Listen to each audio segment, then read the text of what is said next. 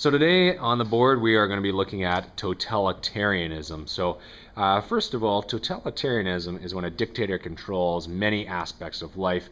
They don't tolerate any opposition and they control the will of others. Now, it's not to be confused with authoritarianism, which is a form of government, much like a monarchy where the absolute rule of the king is observed.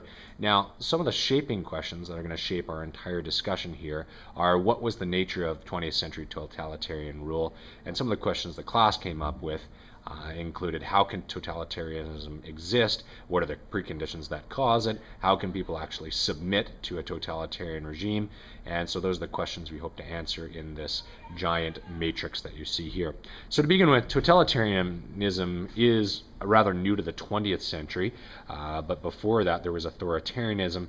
Louis the 14th, for instance, Charles the First, they were very conservative, top down, there were elites, their word was law.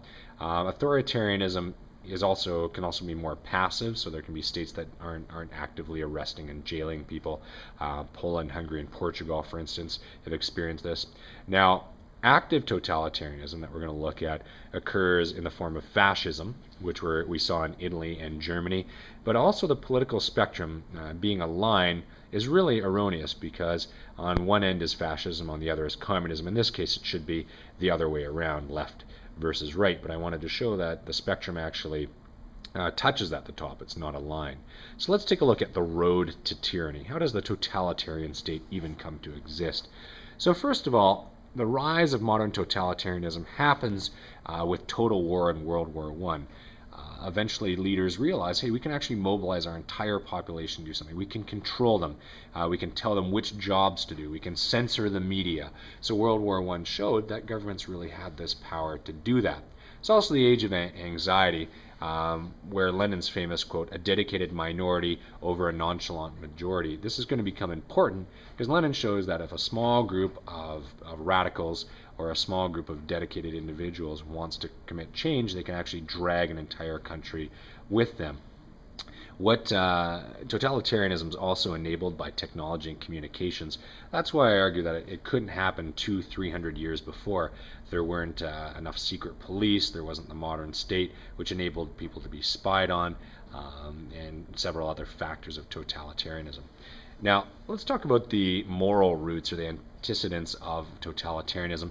First of all, there's kind of some intellectual current going around during the time period which allows it to be possible. And liberalism is looked at, and it was kind of the philosophy of the century prior, is actually looked at as a bad thing.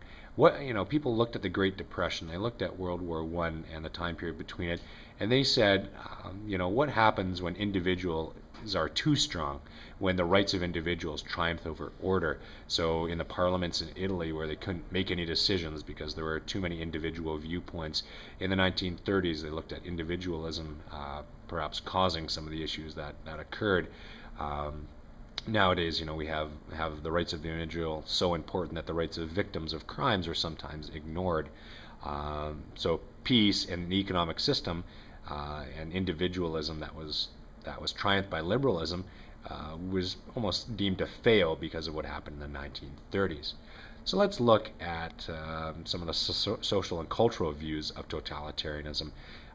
In Hitler's case, the Hitler Youth and the Nazification of Germany and the Nuremberg laws are all examples of how his philosophy was: let's take care of everyone from cradle to grave. Let's have Nazis born and Nazis die. Space and race were two of his very important ideas. We need living space, or Lebensraum, for the German people, which justified the actions of taking over other countries. And he said our race is superior, so that justifies a lot of what we're going to do. Now, totalitarianism contains three main facets that we're going to look at: willpower, conflict, and violence. And Mussolini's fascism is more semi-totalitarian. They actually march on Rome. And he said, we should have nothing ever going against the state. Creates the Lateran Agreement with the Catholic Church. Women are kind of deemed as a tool for having more children. And he has imperialism in the case of Abyssinia. So there's some willpower, conflict, and violence. He also had took forward Italy greatly in terms of agricultural production and military might. Some would argue that Abyssinia was not military might. The Nazis do very much the same thing. They have extreme nationalism, racism, their 25-point program, Mein Kampf, Hitler's book that outlined all of the views that he believed. They have their own strong-arm wing, the SA, much like the black shirts, which are able to punish political opponents. And they eventually create the Enabling Act, which has a one-party state, where evil attitudes we're going to look at seem like goodness. Now, the intellectual currents at the time that kind of support Nazism, support fascism, are subverted. The Nazis subverted Darwin and Nietzsche. Darwin said the survival of the fittest, and Nazis look at a term where that coined social Darwinism, where if we want our society to be the fittest, we have to remove those that are not fit. Nietzsche and his philosophy was, God is dead. There's no moral order. There's no such thing as morals like there were in the Victorian era or before, because if God is dead, there's nobody left to moralize to. Maybe bad things can actually be good in certain ways. It's also significant that the Renaissance occurred many years before, and some of the views in there were that man can measure anything. So let's use science to measure things like the quality of a race, etc. And that's what ends up happening in Nazi Germany. On the other part of the sheet, we look at socialism and Lenin and the Bolshevik Revolution. And Stalin developed communism in the USSR in his own view, which was more like Stalinism than pure communism, and it's also totalitarian. So we talked before about how Trotsky and Stalin have two world views. Trotsky says, let's take this revolution to the world. Stalin says socialism in one country, more because it's pragmatic and puts him into power. Some of the things they do that are willpower, conflict, and violence include collectivization.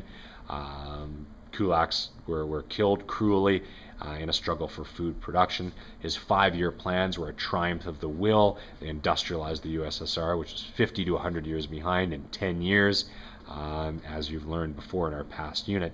Life and culture looked very different in Soviet Russia. They had socialist realism as art forms, etc. Education, technology, etc. And Stalin's cult of personality are all indicative that you lived in a totalitarian regime where you were told which way to think. And if you didn't, you would become a victim of one of Stalin's mass purges.